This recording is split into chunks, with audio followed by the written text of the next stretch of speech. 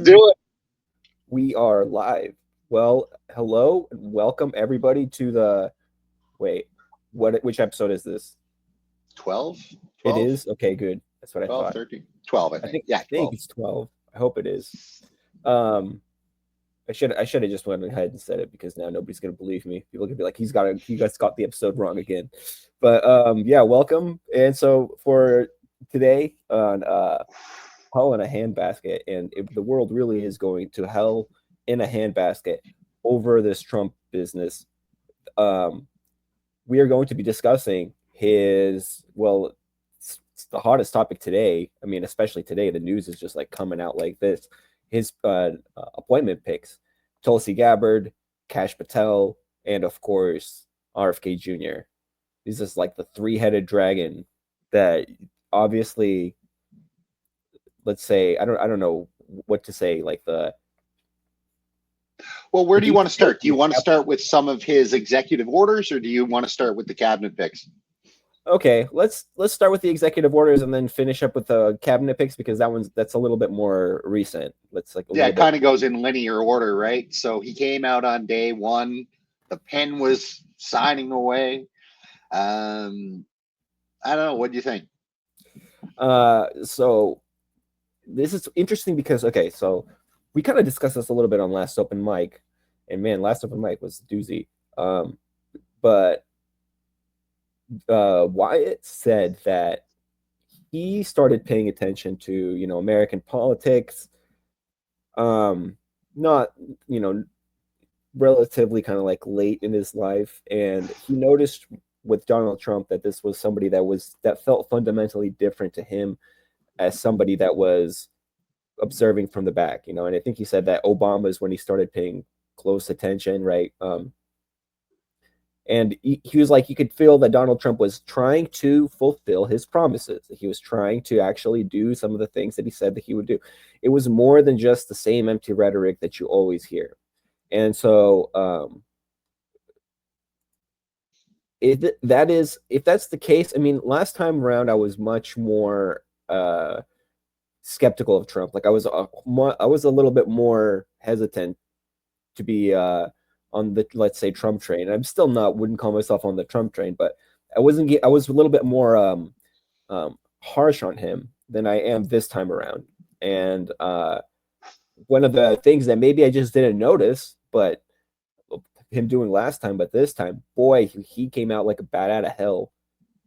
The declassification of the JFK files, the whole thing about AI, the whole thing about fucking TikTok. Elon Musk might buy TikTok. Let's just like pull up some of the other surprising stuff. Oh yeah, Ansar Allah, the Houthi movement in Yemen, is designated as a terrorist group. I'm not sure what that's going to do, if anything. Nothing.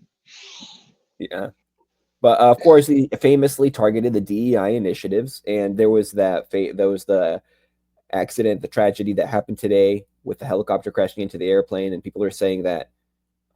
I guess this was some of the stuff that was going on, being discussed in the open mic chat about how, like, hey, turns out that they've been turning away qualified air controllers for years, and this could be something to do with this whole DEI stuff that Donald Trump has made one of his pet issues. And understandably so. This is a popular one. You almost can't go wrong. If you're coming from the right in America, people are on board with that. You know what I mean? Well, I guess it remains to be seen what happened today, but I suspect it was just Trump sticking his foot in his mouth and starting to blame things on things that he has no real facts to back up. Oh, well, of course. That's what I mean. That doesn't matter. Like for me, it's like, okay, he's gonna, as a smart politician, nothing is off the table. Like he's willing to go for any shot that he can get, and people took the same shot at him. People were saying this is somehow Trump's fault because of his DEI initiatives. This is already, you can see it impacting. So he's right to weaponize it because it's being weaponized against him at the same time. And what is he Sure, saying? yeah. Yeah, and what is he But saying? He's saying, hey, ultimately, though, when you get into one of these political games where you're just mudslinging, and you're mudslinging without any basis of fact, then you both look like fools, and that's what'll end up happening, I Well, I think. don't think Right? Trump cares though, man. I think that Trump is in his element. Right now, he's to the point where he feels like a rock star. This is the ultimate retribution. He like signs the freaking JFK files, takes the pen, says, "Give that to RFK Jr." Like I know the people who are close to me, who they really are, and that RFK Jr. and endorsement and the fact that he became part of the campaign, it was a big deal. Like I know it was a big deal because there's a lot of people that were like, RFK Jr. is the only viable somebody that isn't Trump and somebody that isn't Biden or later Kamala. Um, but yeah, the fact that he came like wholeheartedly was supported by Trump, and you can even see them coming out for him in his nominations too. But we'll get to the nominations later, I guess. Yeah, I think my observation is the first week and a half, like he's certainly been busy. Like you can't say he hasn't been. He's been busy, Um, bad out of hell, like I said. and I think there are some good things that he's done, like you said. Formally announcing the end of this whole diversity initiatives in the federal government. I think that's a good thing because that'll reverberate across the globe, and you're already starting to see that happen. So I Well, think that was a hopefully, good thing. I I hope think that just reverberate around in our government. Just let's make our government more efficient by hiring the right people for the right job. I'm not against diversity, but come on. so, and I think that by starting to deport people, I think that that certainly sent a strong message to people, um, that business as usual is not going to be the norm. So I think it'll be interesting to see what the next coming weeks will show with respect to efforts to secure the southern border. So I think that that was positive. Um, the rest of the stuff, like there's just the Trump announcements for the sake of announcements, and all the geopolitical bluster. I mean, we've seen all that before, and it didn't really play out well the first time, and it hasn't really played out the second time. And I think Well, that it'll what do get you old mean? really quickly. What do What you do you mean? mean? What do I mean? So you're saying Well, that all this geopolitical bluster? yeah. I Well, mean, none of this is new, right? Like Canada, 51st state, Greenland taking over, EU, NATO paying 5%. Like none of this is new. This is all negotiation 101, right? And it's all stuff that he did before. So, and I've said this before, the best predictor of future behavior is past behavior, right? And I said this before for you, right? We shouldn't be surprised at how Trump's going to act term two because we already had 4 years, right? People don't change, as well, particularly over the case of people 8 years. don't change, but you saw him on the Rogan podcast, and you saw that he had an attempt on his life that was at least one of them was close, hair-raisingly close. That's the kind of thing that really does change people. I think maybe if that never happened, I don't think day one he would have come up and just signed the JFK files like that, and all will be revealed or whatever he said. I don't think he would have done that. He had to get his like this is his get back. This is his kind of like revenge. Like he's doing the thing, and he knows what's popular. He knows Americans don't trust anything of what we say about the JFK files. Like the people that believe the official story are in the minority. At least in my Yeah, I experience. guess. I don't know.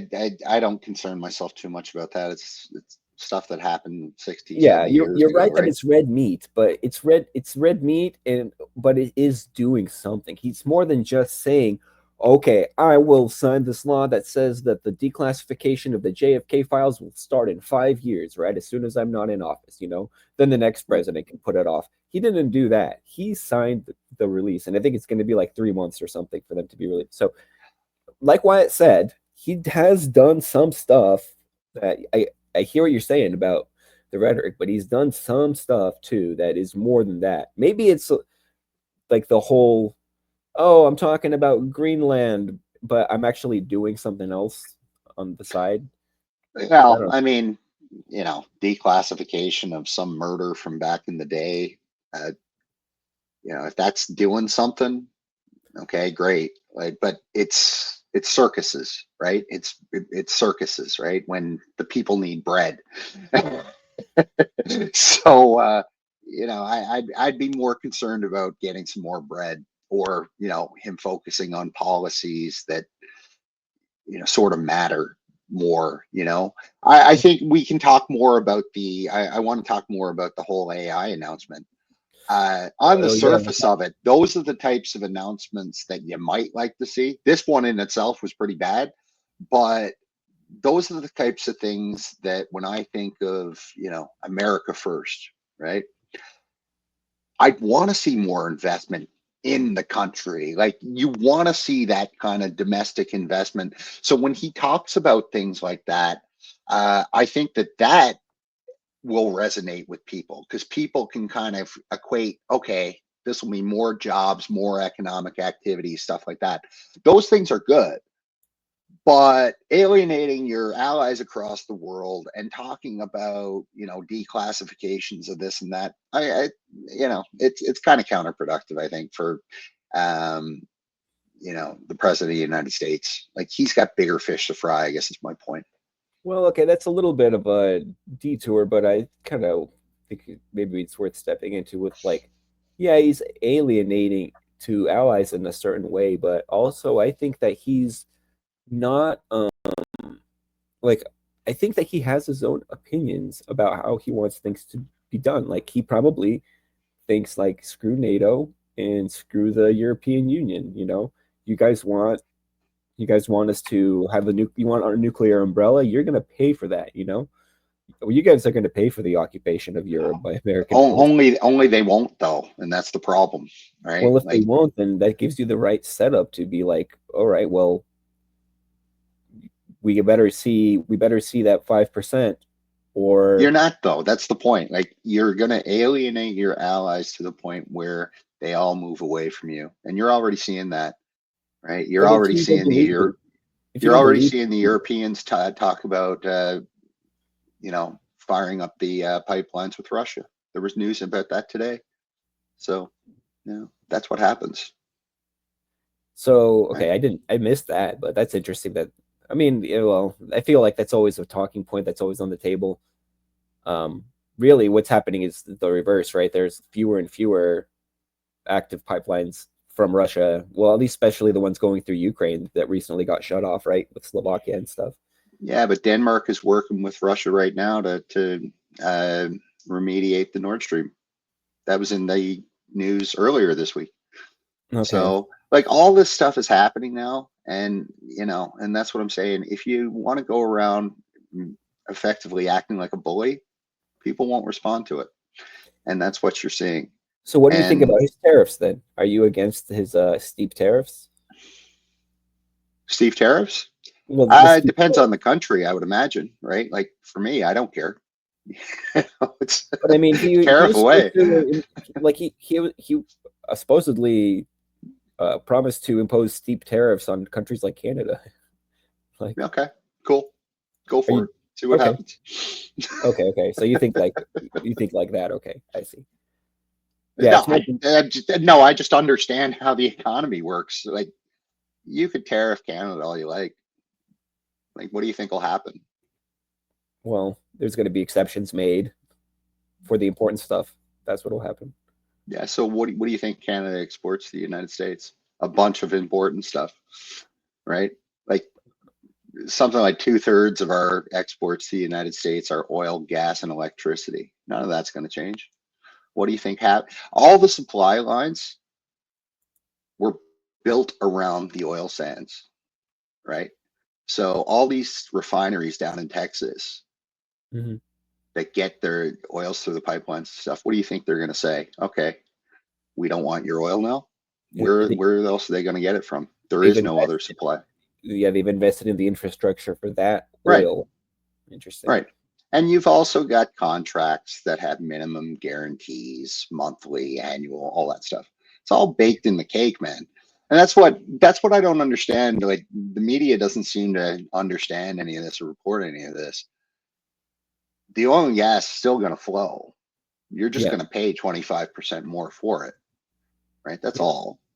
And the electricity is going to flow because the only time you guys accept electricity from Canada is when you guys run out.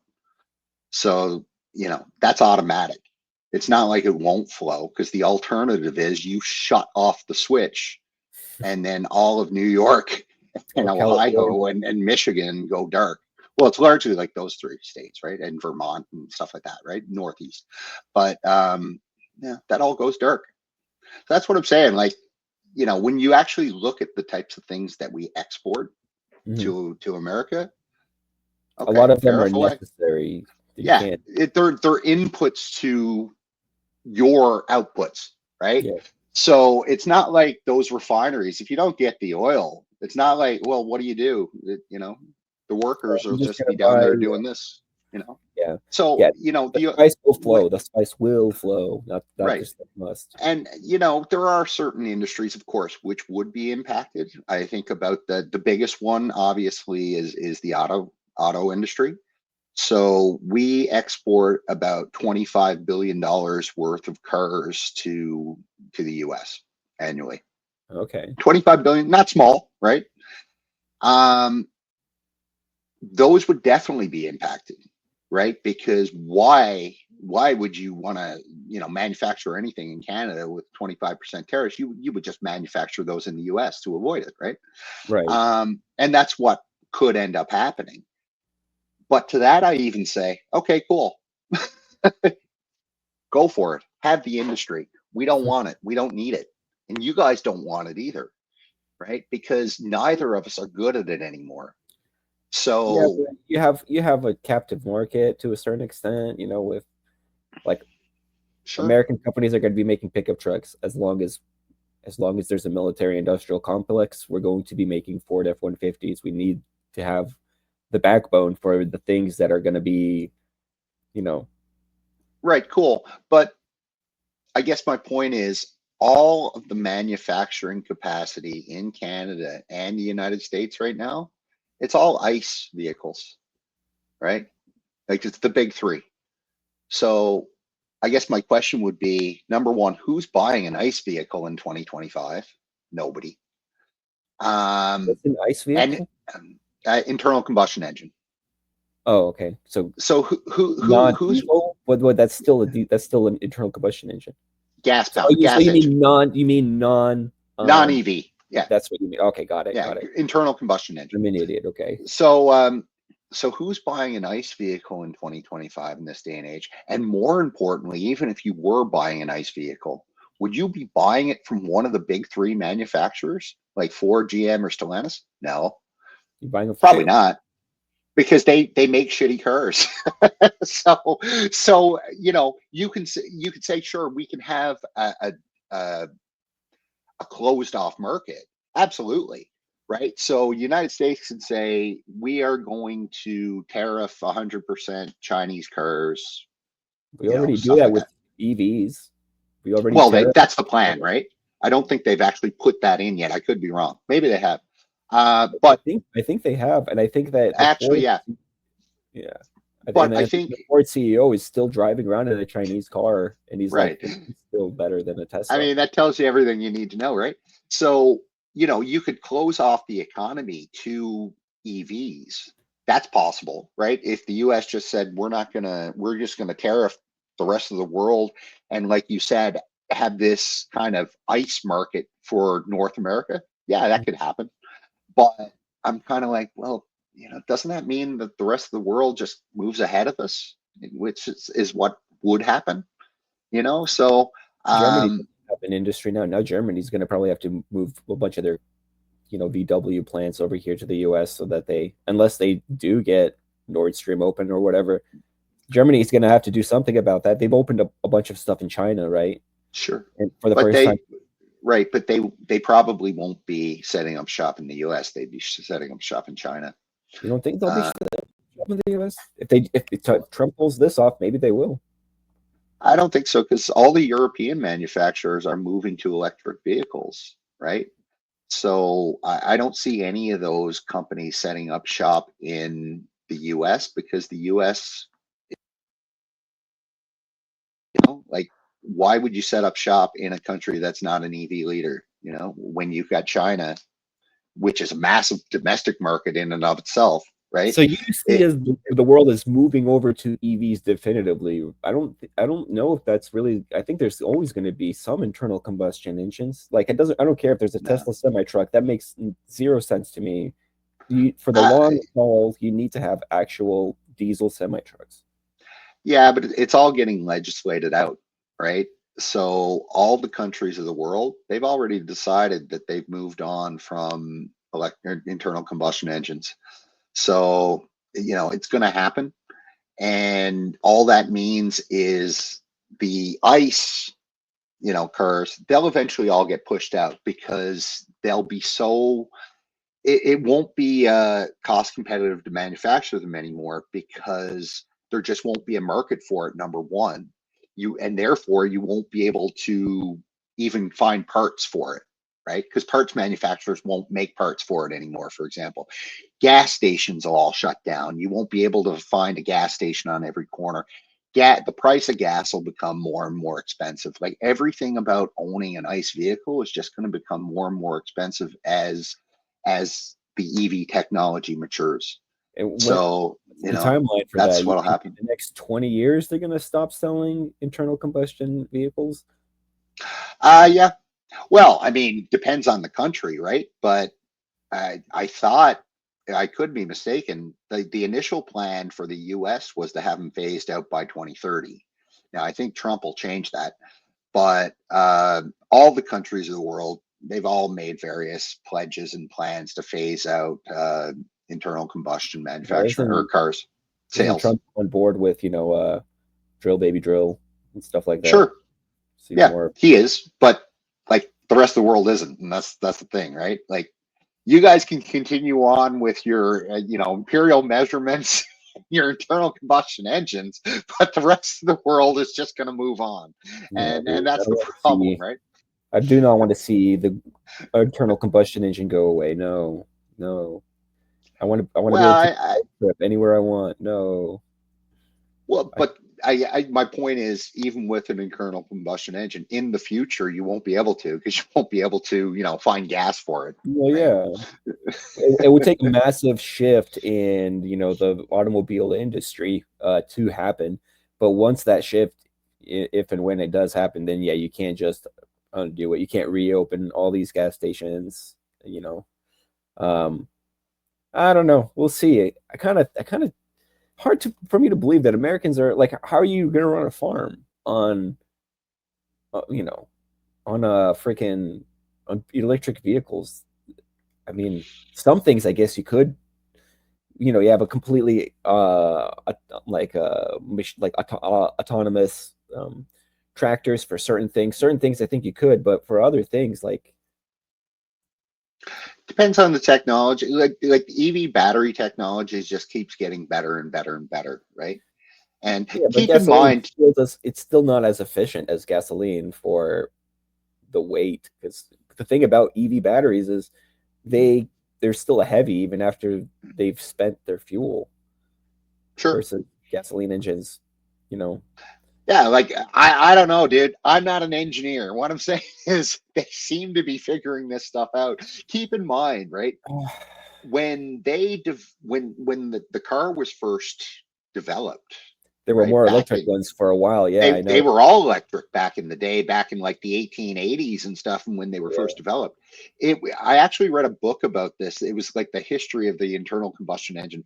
Why I read a book about the history of I don't know. This was several years back. I read it.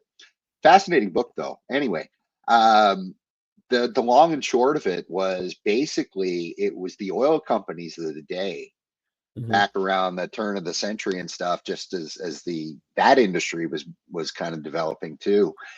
They were Oh, the ones that kind of lobbied for the internal combustion engine, and they moved and they were the ones who initially invested in the distribution network for gas stations, right? Because it was in their vested interest to do so. mhm. So, you know I And guess my point is the technology of the batteries, the electric battery at that time was a better technology that they just for whatever reason, economic reason, political reasons, bribery reasons, you name it, they sort of went the other route.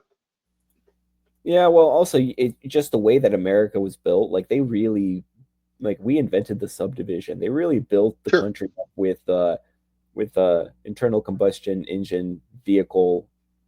Like every family has one in mind. Like the country is built that way. Like you're not gonna find public bus networks that are able to supplant a vehicle, a privately owned vehicle, in like 90% of America. Even sure. like you got to go to like New York for it to be, and like not even everywhere in New York, like New York, the city, for it to be something that's that level of usable. Right. You, But I like the guess whole my country is designed. Go ahead. but I guess my point with the batteries and stuff too, like BYD, they've already developed batteries with 2,000 kilometer capacity, Mhm. right? That that blows away my gas tank in my car by 4 times or whatever, So the technology is there. It's just we have crappy technology with our automakers here. And that's why I'm saying get back to our discussion about the Trump decisions and stuff and how it would impact Canada. That's why I've always said like we throw so much subsidies and tax, we give all sorts of Breaks and tax breaks and incentives and everything. subsidies and there's always a bailout with these companies, the GMs and the Chryslers and the Bombardiers of the world. Like I'm so sick of it. Like let the Chinese have it. Like let's focus on where we have a comparative advantage, Uh, And in we let the Canada, Chinese have that. that's We in Canada, our comparative advantage lies in our resources. End of story.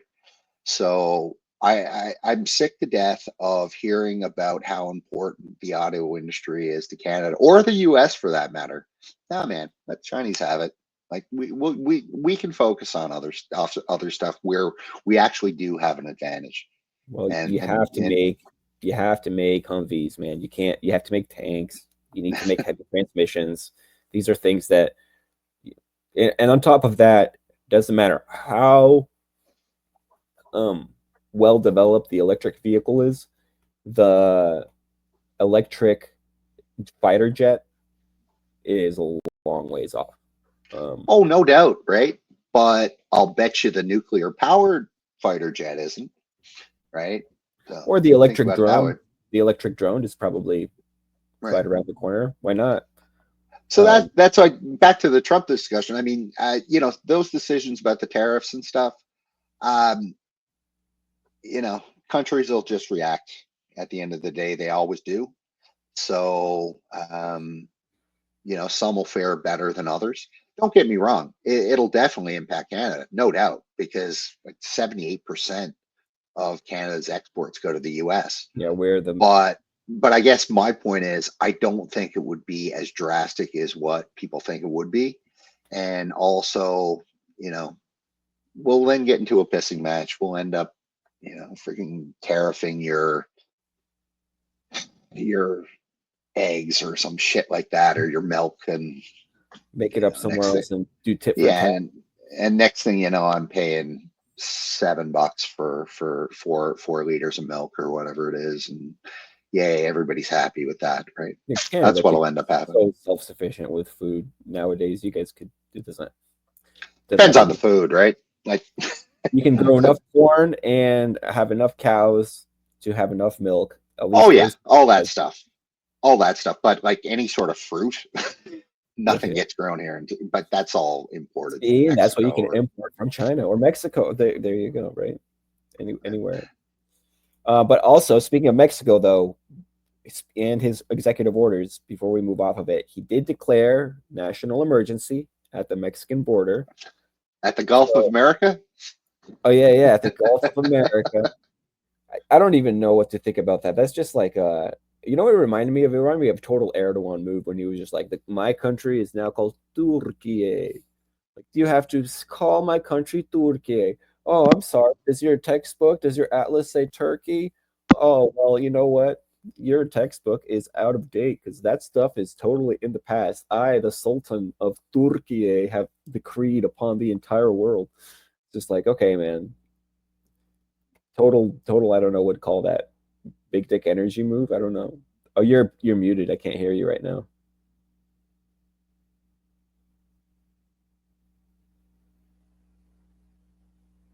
Still muted.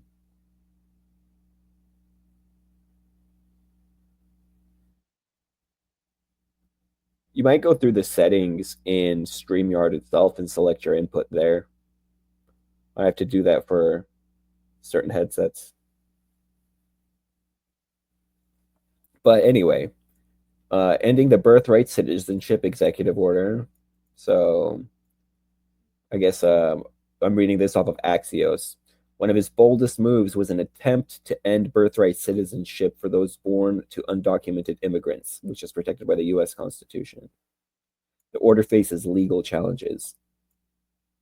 Trump ordered agencies starting 30 days after the January 20th order not to recognize babies as citizens if their mothers were unlawfully present at the time of the birth and their father was not a U.S. citizen or a lawful permanent resident. Oh, I just heard you for a Okay, second. sorry. Yeah, my Yep. headphones, my old other pair of headphones died. Sorry, what we were talking about. Well, we were discussing his remain in national emergency at the Mexican border um, executive order and his whole end birthright citizenship. So that's more executive orders that how much are they going to address the problem? I don't know, but it's red meat for his base, and people like Wyatt can point to that and say he did something that he said he was going to do. That is different than Obama, right? Hey, if you want to send down, you want to send the military down to, secure the border. Yeah, absolutely. That's what the military is there for. That's what they should be doing. Like, Yeah. I'm all for that. But when you come on in and you just start trolling, referring to Gulf of America and going to take back Panama and all that stuff, that's all like See, it's unbecoming of a diplomat. but I think he's doing that on purpose, dude. I look at that and I think it's a total Trump move. He's Sure. basically like, who's gonna call it the Gulf of America? What are we gonna do? What if China said this is called the Gulf of China now, right? Are we gonna ever do that? No, right? It doesn't. It's like it's almost something that doesn't matter. It's just something that's slightly annoying.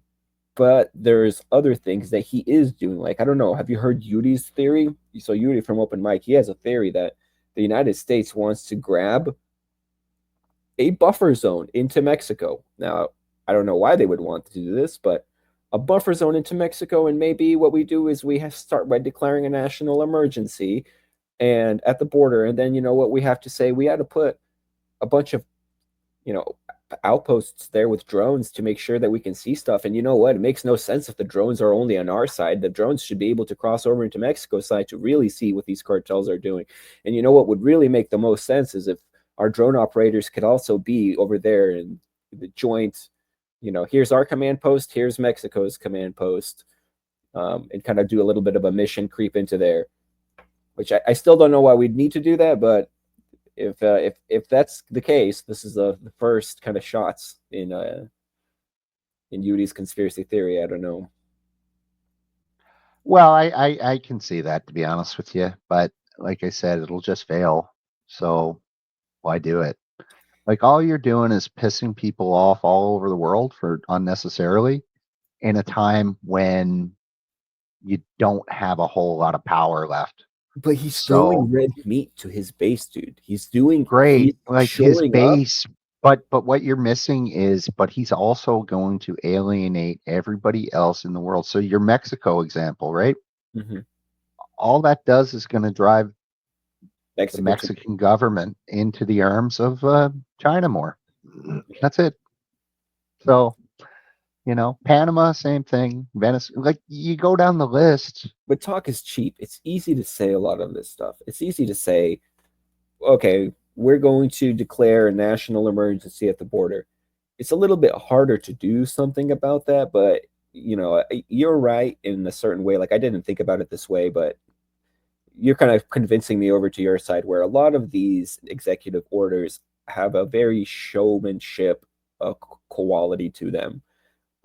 Maybe not all of them, like he did pull out of the Paris Climate Accords, right? So, but then again, how much of that is show? How much of that is really useful? Even the DEI and transgender hires, it really is more red meat to the base. Like you can't go wrong with that. So I don't know. Maybe I'm mixed. I'm mixed. I think he's done some things that would really be useful. He's done some things that would really be crazy.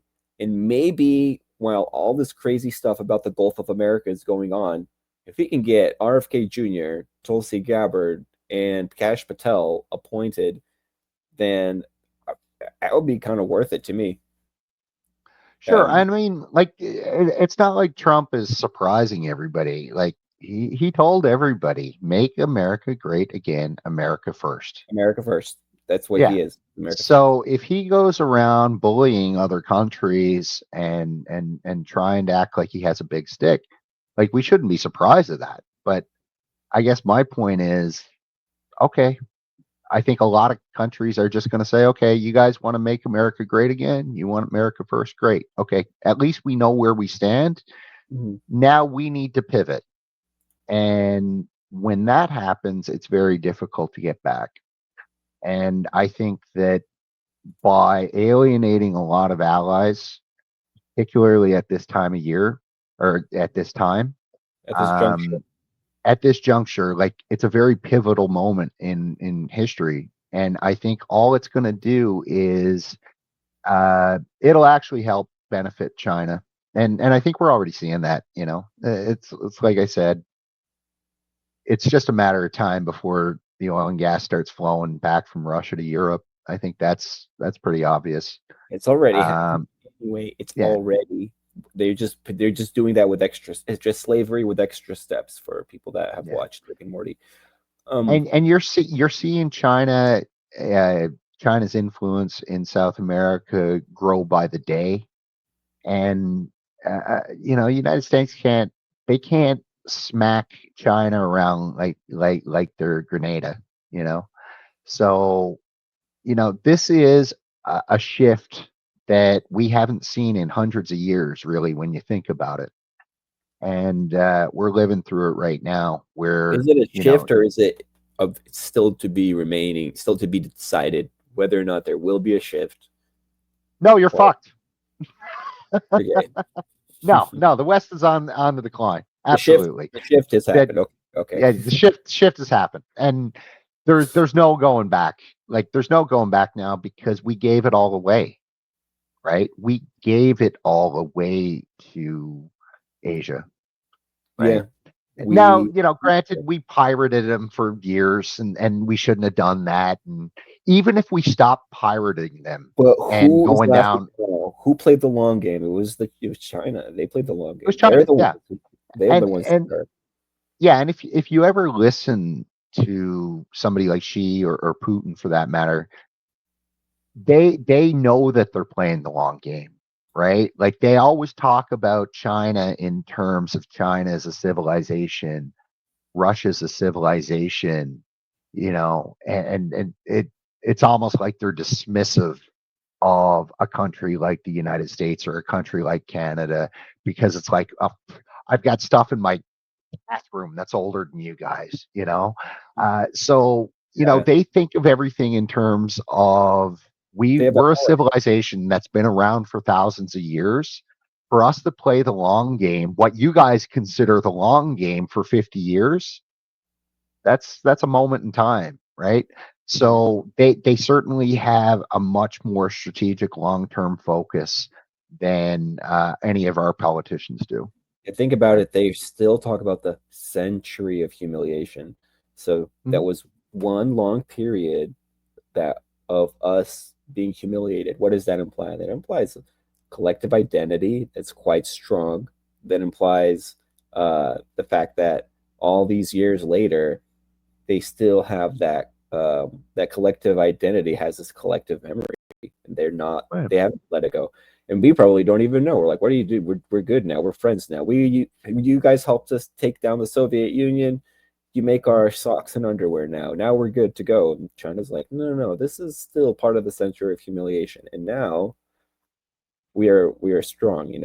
So they definitely take the longer view. So there can be no doubt about that. What are the Well, Americans look to the next financial quarter, the Russians look to the next 5-year plan, and the Chinese look to the century of humiliation. I think I've heard it said before. Yeah. So we've kind of I don't know. We don't understand what it means to be a civilization, obviously, right? but we're still Uh, developing. We're such a right, young civilization. We're right, still and figuring it out. yeah, and they get it. So I think that it is what it is. We're definitely on the decline in the West. It was a good run. Uh, The unipolar moment, the hegemonic feels like moment. this feels like we're a sports team. Oh, we had a good run, almost made it through. Next year. No.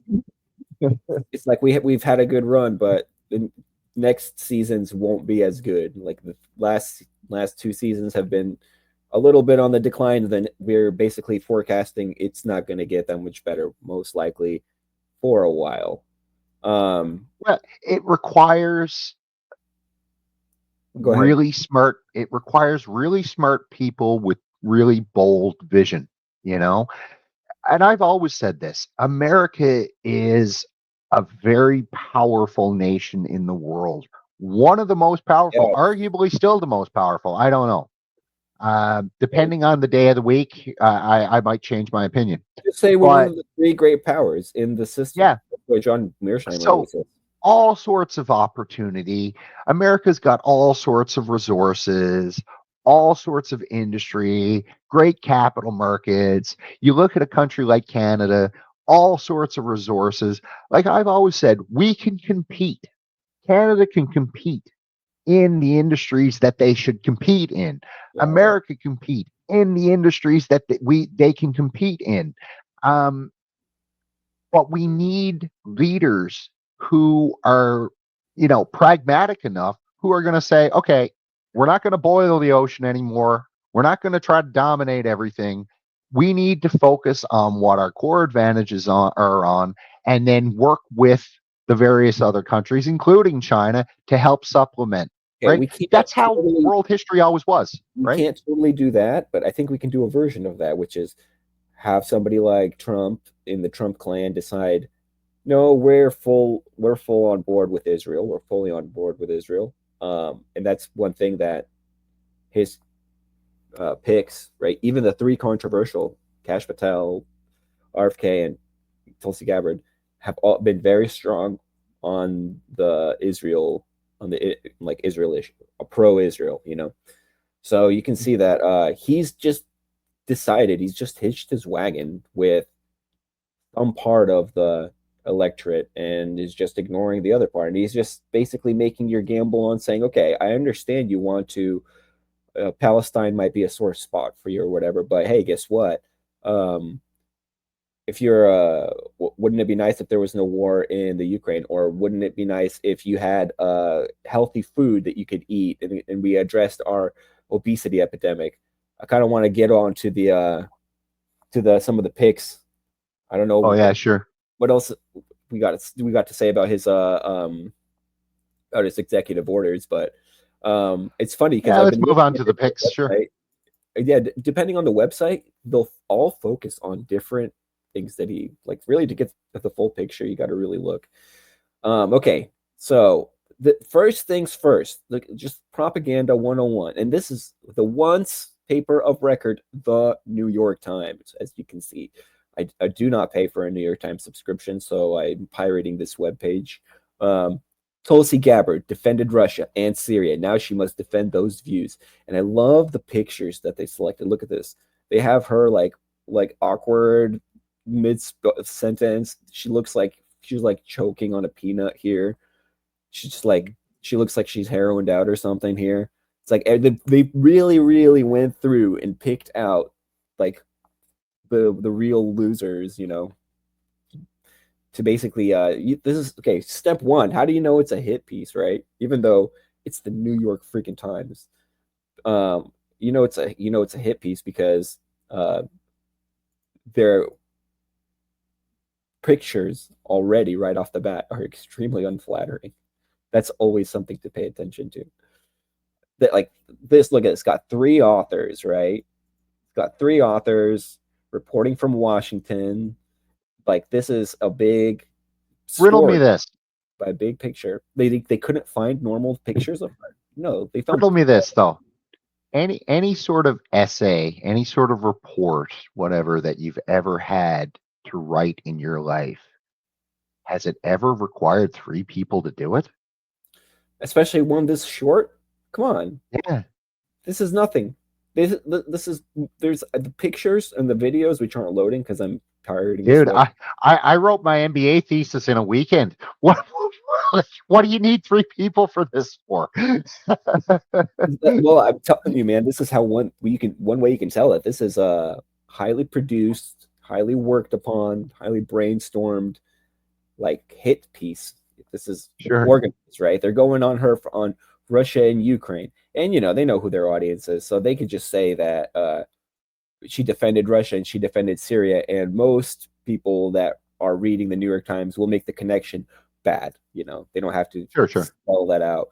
The nominee for the Director of National Intelligence espoused provocative takes on foreign policy during public appearances. Senators are expected to challenge her on some of her, and they have definitely been challenging her. She has been a badass under fire. I don't know if you got a chance to see any of her confirmation or her hearing or whatever.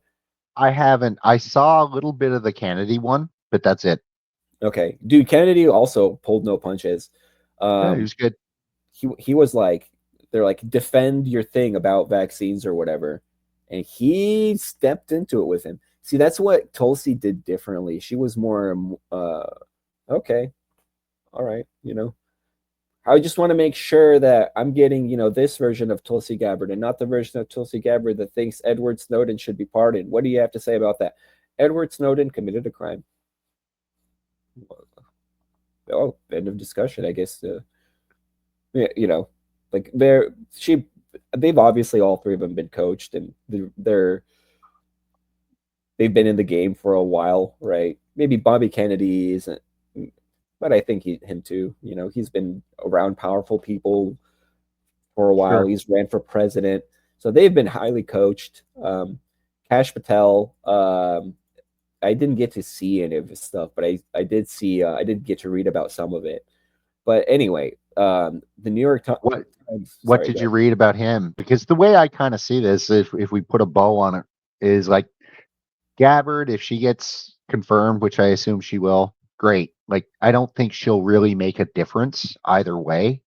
Well, I'll tell you why military people are excited about it, because I'll try to watch some YouTube channels from like what's his name, Lieutenant Colonel Danny Davis. He has a YouTube channel. It's called the Daniel Davis Deep Dive or something, and he went out of his way to talk about Tulsi Gabbard. I only caught a short part of it. It was like live today.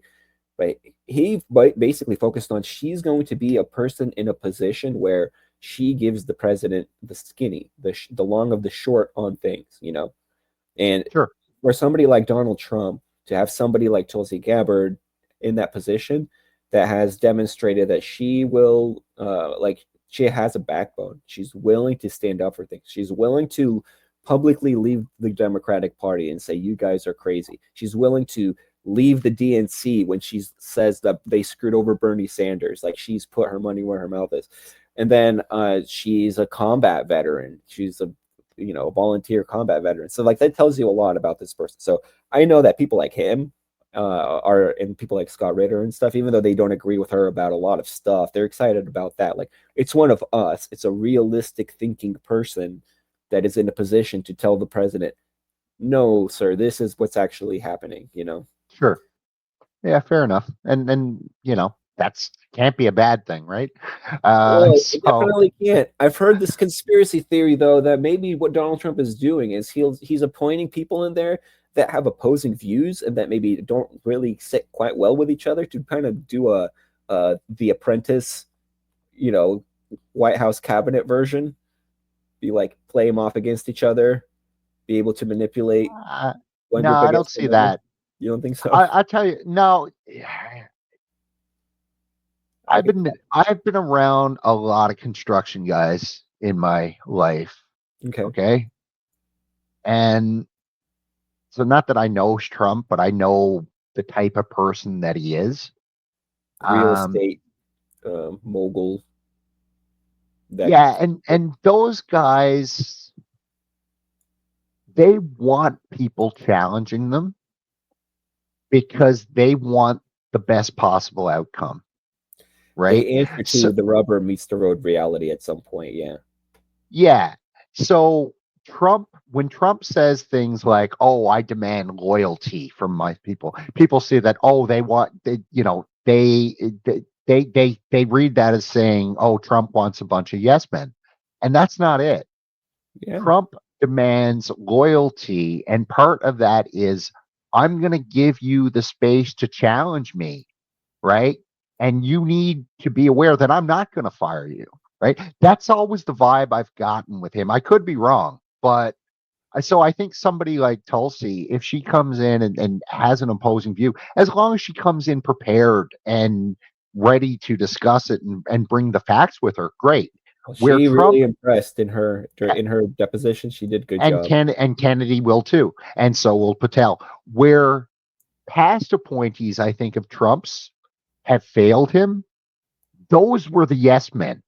Right? He doesn't like yes men, I don't think. So, you know what I mean? Like, so if you've got somebody who was suggested to Trump in his first term, and give me a name, like Bolton. Milley might be one. Okay, Bolton's a good one, right?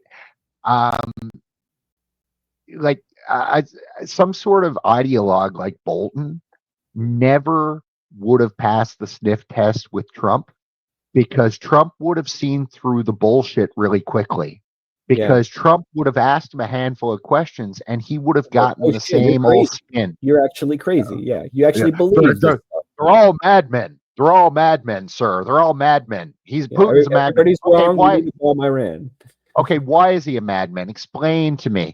Because he's mad, right? And you see through that crap. So all those people, Trump doesn't have any time for. But I think if you come prepared and you're coming prepared to give him advice because you have his best interest at heart, i.e. you're loyal, he'll have your back till the day he dies. That's how these guys are. Well, don't forget that all of them, and can't forget about Marco Rubio, right? Marco Rubio, very famously, is Secretary of State, right? And I think Trump will have Rubio on a very short leash. That would be my thought. He just has to set him loose on Israel. He can say, listen, I am definitely allying myself. In my corner is going to be the Israel thing. I will do more for Israel than anybody. I guarantee it. I don't care. I don't even have to like Netanyahu personally. That guy's a psychopath. I'm a narcissist. I don't want to have anything to do with that guy. But at the same time, I know a political win when I see it. I know where my bread is buttered. I know that Sheldon Adelson, his wife basically, and Sheldon Adelson himself was by and large one of the major financial backers of the Trump campaign, and Trump gave him back, right? That's another thing. Trump really did give him back. Like, he did feed his constituency, as it were, So that's yeah.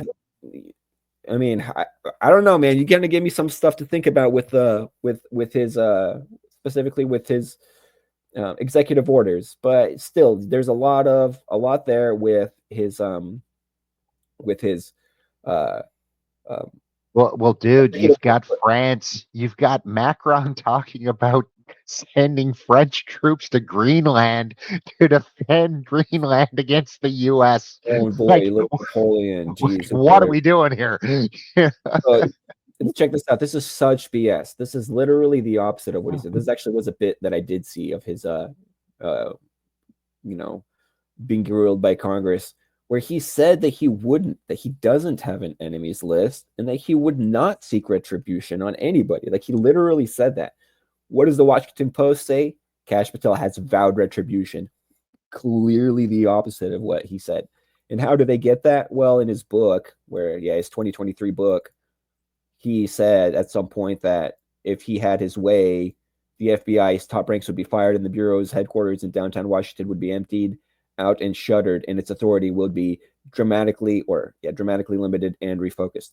Well, who can disagree with that? Like, we need to stop spying on American citizens, start doing your job. Like, there's actually like pedophiles for you to catch.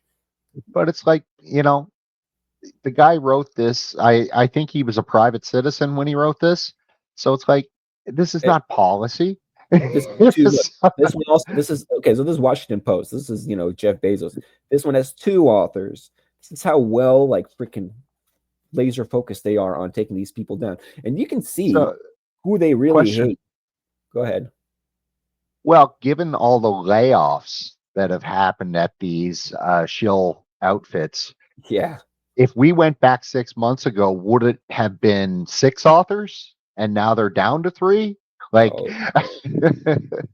no, when there's an important one, when there's an important story and you're trying to do a hit piece, or you're trying to do a thing where you usually have multiple authors, this is the way that they do it. Like, they, like, you have 2 specialists in on the thing. But Kash Patel is definitely, so here's the thing. I don't know how much people know about Kash Patel, but he really, he grew to public fame, really, to public prominence during Russiagate. So he was an investigator on Russiagate. They appointed him to do the Russiagate investigation. And he was...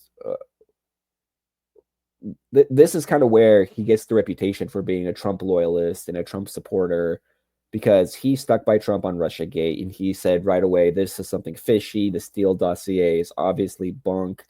There's a bunch of lies in there. They granted them a FISA warrant based off of the Steele dossier. Steele dossier was supposed to be treated as, factually accurate and credible.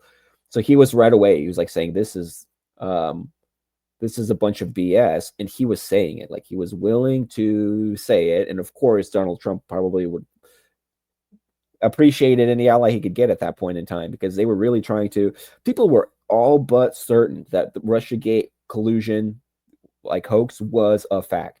I remember these days where people were 100% sure.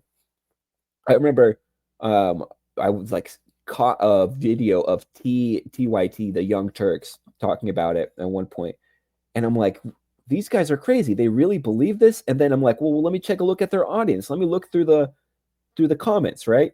And you're reading through the comments. I'm like, no, dude, their audience is this crazy too. They're also deluded. They believe, like, it's an article of faith that it must have happened, because you can see it. You can see how he is. He would do something like that. That's the kind of guy that he, like, off of that gut feeling, off of that emotion, they really shat the bed with Trump. I think we talked about this before. This is a wake-up moment for a lot of Americans.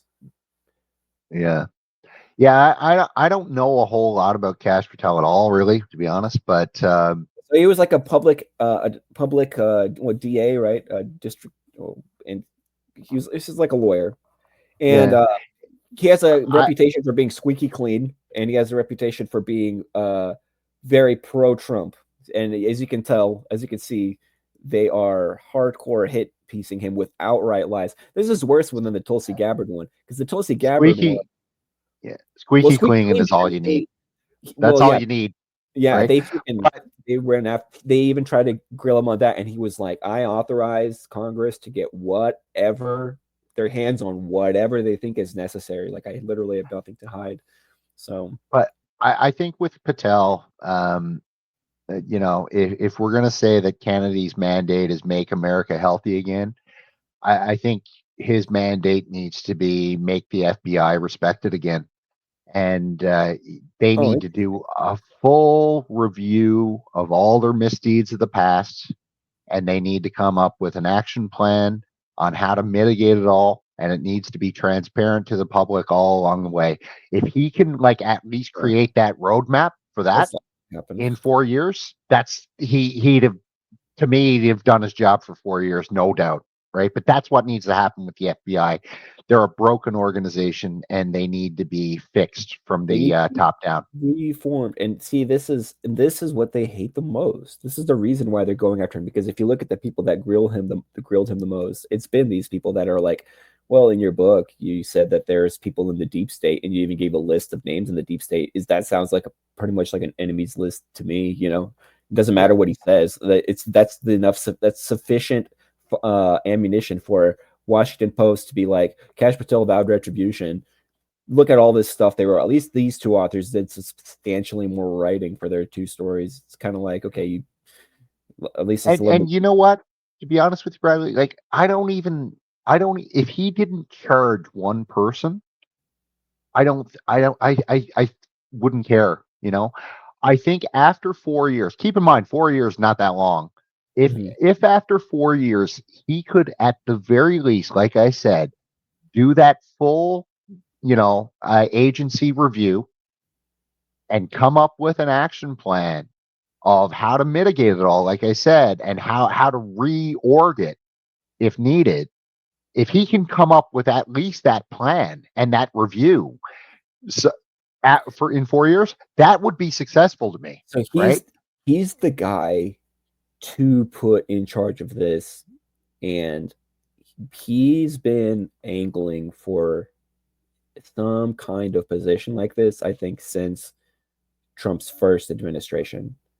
I think that he's very smart, and I think he's bided his time. Here, they kind of give a little bit of his background. Patel's government career began in the public defender's office in Miami, where he landed after a lucrative job at a prestigious law firm did not materialize. Of course, it's a smear piece. He's a loser, so he became a public defender. Yeah. According to his book, Bennett Brumer, who served as the elected local public defender in Miami for more than 3 decades and ran the office when Patel was hired, said colleagues from the time remember him as unremarkable. That's why he's so perfect. He is boring. He is squeaky clean. They even did he later on found out. I saw an interview with him. He later on found out that the FBI secretly got a court order spy on him and get all of his electronic information. He had no idea that they were doing this for a year. But because he's so boring and unremarkable and squeaky clean, which they're almost saying here with a sense of bitterness, dang, can't he be gay or some kind of deviant or miscreant or something we could grill him for? No, he's he's a brown person, which means that Washington Post and New York Times are already gonna have a hard time smearing him. And then on top of that, he's played it smart, dude. He's played it smart. He's not said too much. He wrote his book, and his book really just laid out some stuff. And I even saw some interviews with him right shortly after the book was released, where he was very judicious in how he spoke and what sorts of things he would say. He would be like, I'm not going to comment on that because that might impede a future investigation. The last stuff I read on that was classified and confidential, so I'm not in a position to speak on that. So he's always bided his time, and he's always been very smart. That's the one thing. One takeaway. If you don't know about Kash Patel, I don't even think he's a huge Trumper. I think he's just smart, and he knew how to do this. Go ahead. Well, I suspect what'll happen is he'll end up getting sucked into the vortex of witch hunting and prosecuting people and stuff like that. And I guess my point is, if you can go find a prosecution, fine, but the main focus shouldn't be, prosecuting sins of the past. The main focus should be preventing the sins of the future. And that means focus on the reorg, focus on doing the full review, like I said, putting in whatever new structure you need to put in place, put in whatever mitigation, controls you need to put in place. And like I said, rebuild the whole thing because it's toxically sick. And that should be his focus, not like I said. Well, I think that's what he's really talking about. I love this. John Bolton does not like him. I didn't think he was qualified. Bolton, the mustache, said in an interview, he demonstrated no aptitude policy at all. I was forced to hire him. So I've All right, cool. so Thanks, I John. don't know. I think that Cash Patel is exciting, and there's a reason why you're seeing hit pieces upon hit pieces upon hit pieces with him. More so than with RFK. I think RFK Jr. is more popular. He's more known. People that know about Cash Patel is probably mostly Trumpers that are like, oh yeah, that one guy, he's kind of stood by Trump all along, which he sort of Yeah. had. And that's some of the stuff that pointing out about him being like, oh, it's so bad that he struggles to find anywhere where his and Trump's policy positions differ. The one thing they could get him on was, should all January 6th protesters be pardoned, or should we make a distinction between the ones who were violent against the police and ones who were nonviolent? They're like, oh, we found one point of disagreement with him. That proves Yeah, I that guess go ahead. Oh no, sorry. I need to wrap up though. But Oh shit. Okay, let's do our 2 scoops. All right. I guess my point on Cash Patel is, don't focus on the battles, focus on the war, and the war is redesign the FPI, make it respectable again. Yep. Do you want to do 2 Core scoops? mission. The core mission. Yeah, I stick with the core mission. Let's do it. Okay, so this one is going to be a challenge. It was a hard one for me to watch, but it is absolutely crazy. So it is only fitting. This is 2 big scoops of crazy. And we're Now, allowing as you're watching this though, just remember, woke is dead. We have won. We won't see this in the future. Give yourselves a bow. Written All by right. Kinsey Mazing. Oh man. Some people are scared to enter the back door. It's an area many people have yet to explore.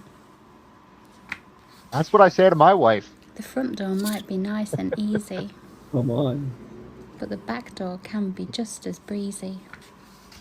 Oh my gosh, The dude. back door might seem dark and scary, but there's no reason to be wary. You even suck at writing children's poems too. How could you The just back feel door like might that? be overgrown and bushy, so sometimes you have to be extra pushy. Extra pushy. Just shove those bushes to the side and let that back door open wide. Oh my god. That is Without nuts. much use, that back door might need some extra juice. This is a child's freaking. Don't be alarmed if it has a smell. Just be sure to wash it well. All your friends use the back door. The front door can be such a bore. You're the only one who's not taking Entering it up. through the back door can be exciting. You won't know until you've tried it. Now that was a weak rhyme, lady. You could have come up with better than that. I'm telling you, dude, they So the suck next at time you have to decide, just use that back door and come inside. Come inside. Yay, look at her. Thumbs up. The end.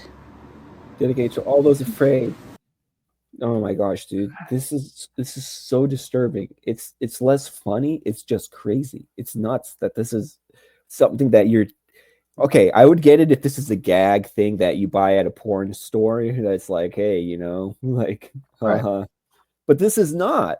This is the kind of stuff that they're actually like. This is actually just a poorly written children's book with awful poetry and terrible pictures. My kids are older, so I don't have to ponder this beyond this video, but it never would have dawned on me, at the bookstore when they were younger. Yeah, this is the one. This is the one that I gotta.